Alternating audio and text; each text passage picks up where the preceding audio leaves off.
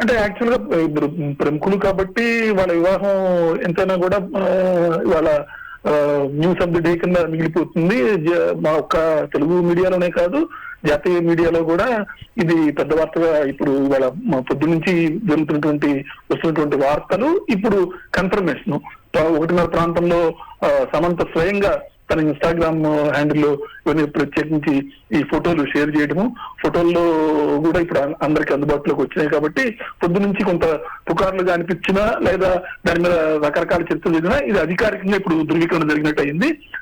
కోయంబత్తూరులోని Sadhguru Isha yoga centre లో అది జరిగింది.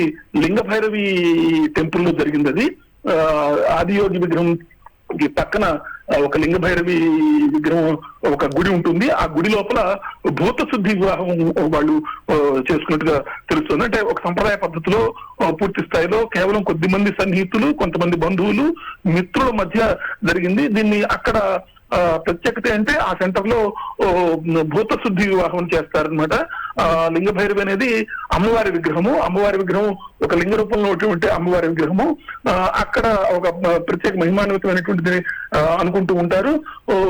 సమంత కూడా రెగ్యులర్ గా ఈషా ఫౌండేషన్ కి వెళ్ళడం, తనకి అనారోగ్యం పాలైనప్పుడు కూడా కొంత మానసికంగా ఒత్తిడికి పోయినప్పుడు కూడా ఈషా సెంటర్ కి వెళ్ళడము, అక్కడ ఎక్కువ కాలం గడుపుతూ ఉండడం జరుగుతూ వచ్చింది. అందుకని ఆవిడ తనకు నమ్మకం ఉన్నటువంటి ఆ ప్రాంతంలోనే అక్కడ లింగ భైరవి అమ్మవారి ముందు భూత శుద్ధి వివాహం చేసుకున్నారు వాళ్ళిద్దరూ కూడా. అందుకని పొద్దున్న నుంచి కూడా జరుగుతున్నటువంటి చర్చకి ఒక రకంగా వాళ్ళు ఫుల్ స్టాప్ పెట్టారని చెప్పుకోవాలి.